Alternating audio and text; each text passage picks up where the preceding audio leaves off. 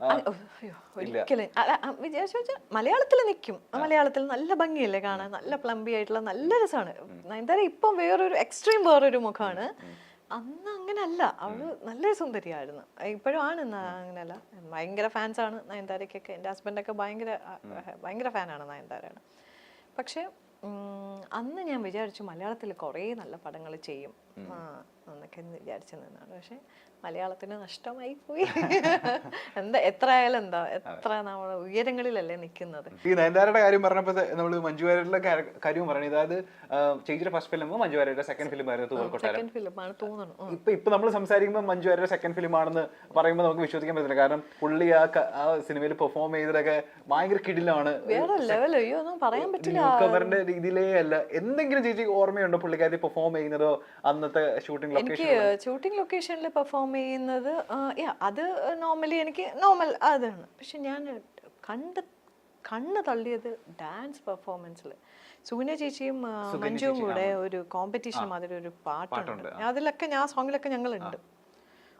Very first ആ കുട്ടി dance ചെയ്യുന്നത് കാണുന്നത് ആ ഷൂട്ടിലാണ്. കലാമാസ്റ്റർ ആയിരുന്നു അതിന്റെ. എനിക്ക് അഭിനയിക്കാനൊക്കെ ഞാൻ മറന്നുപോയി. എൻ്റെ ക്ലോസ് ഒക്കെ വരുമ്പോഴത്തേക്കൊക്കെ ഞാൻ അങ്ങനെ അന്തം വിട്ടിങ്ങനെ, നമ്മളെല്ലാം ഇങ്ങനെ അന്തം വിട്ടിരിക്കുന്ന. കാരണം ഈ കുട്ടി ജയിക്കണമെന്നാണല്ലോ. ഞങ്ങൾ ഒരു കോമ്പറ്റീഷൻ അല്ലേ. അപ്പം ഞങ്ങളുടെ സെക്ഷനിലുള്ള ആള് നമ്മുടെ കൊട്ടാരത്തിലെ കുട്ടിയല്ലേ, കസിൻ അല്ലേ. അപ്പം പക്ഷെ ഞാനിങ്ങനെ എൻ്റെ ദൈവമേ, അവര് പറയുന്ന കലാമാസ്റ്ററൊക്കെ പറഞ്ഞു കൊടുക്കുന്നതിൻ്റെയൊക്കെ 100 ഇരട്ടിയാണ് കൊടുക്കുന്നത്.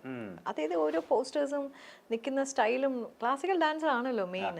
അപ്പം അവളുടെ ഒരു സ്റ്റൈലും അന്ന് സൂര്യ ചേച്ചി അതിനോടൊപ്പം എങ്ങനെയൊക്കെ എത്തിയല്ലോ എന്നാണ് ഞാൻ ഇങ്ങനെ ചിന്തിച്ചത്.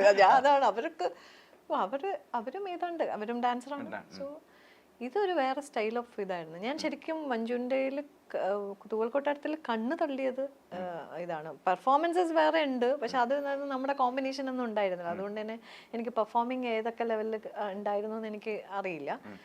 ഔട്ട് മീൻസ് ലൈക്ക് പടം കണ്ടപ്പോഴാണ് ഇത്രയൊക്കെ ഉണ്ടായിരുന്നു, ഇത്രയൊക്കെ ചെയ്തോ. പക്ഷെ എനിക്ക് നേരിട്ട് കണ്ട് ഞാൻ അന്തം വിട്ടത് ഈ ഒരു ഡാൻസ് സീക്വൻസ് സോങ്സ് ഷൂട്ടിനായിരുന്നു. അന്ന് ക്രൂ ഒക്കെ പറയുമായിരുന്നു, അതായത് പുതുമുഖത്തിനെ പോലെ അല്ല പുള്ളിക്കാരി പെർഫോം ചെയ്യുന്നത്, അതായത് ഭയങ്കര ടാലന്റഡ് ആണെന്നൊക്കെയുള്ള സംസാരം അന്ന് ഉണ്ടായിരുന്നു. പിന്നെ എല്ലാവർക്കും ഓരോ സീൻ കഴിയുമ്പോഴത്തേക്കും കയ്യടിയും കാര്യങ്ങളും ഒക്കെ ആണല്ലോ. പിന്നെ ഈ പറഞ്ഞ മാതിരി സത്യേട്ടന്റെ ഒക്കെ ഒരു ഭയങ്കര ഒരു അപ്രിസിയേഷൻ ആണ്. ആ ഒരു മൊമെന്റിൽ നമുക്ക് സാധനം കിട്ടും.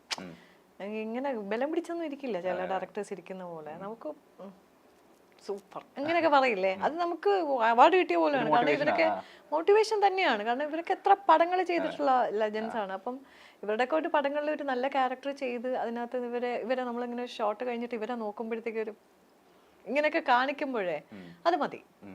അങ്ങനെ കാണിക്കുന്നത് വരെ അവര് ചെയ്യിപ്പിക്കും നമ്മളെ, അത് വേറെ കാര്യം. 2, 3, 4, 5 ടേക്കൊക്കെ എടുത്ത് നമ്മൾ ചെയ്യിപ്പിക്കും. കാരണം അതാണ് ഞാൻ പറഞ്ഞ ഒരു ക്യാപ്റ്റൻ അദ്ദേഹം തന്നെയാണല്ലോ.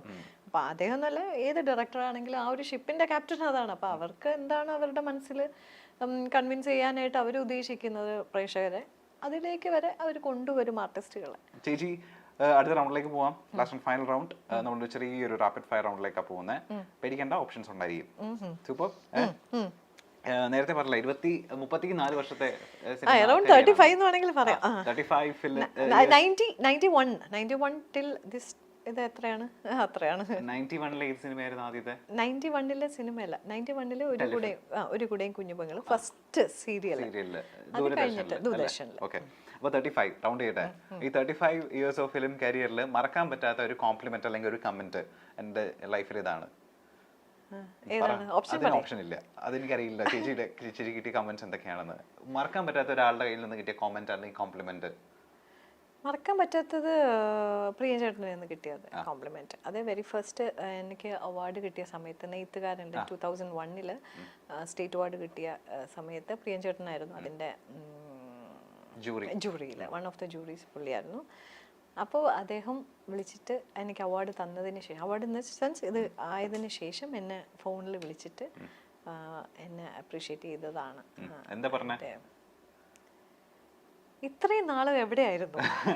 ഇത്രയും നാള് എന്റെ വർക്കിലൊന്നും വർക്ക് ചെയ്യിക്കാൻ, അസോസിയേറ്റ് ചെയ്യിപ്പിക്കാൻ സാധിച്ചില്ല. വെട്ടാൻ ചെയ്യുന്നു. ഓക്കെ, ഇത് കണ്ടിട്ടാണ് എന്നെ വെട്ടത്തിൽ ചെയ്യുന്നത്. അടിപൊളി. അപ്പൊ ഇതാണ് എൻ്റെ ഏറ്റവും മറക്കാനാവാത്ത കോംപ്ലിമെന്റ് ഫ്രം ഒരു ഫീൽഡിൽ നിന്ന് ഒരു ലെജൻഡ് തന്നത്. നെയ്ത്തുകാരിൽ നിന്ന് വെട്ടം, പിന്നെ വെട്ടത്തിൽ നിന്നാണ് നമ്മൾ ബോളിവുഡിലേക്ക് പോകുന്നത്. അപ്പൊ അല്ലേ? അതെ അതെ. ഓ, അടിപൊളി.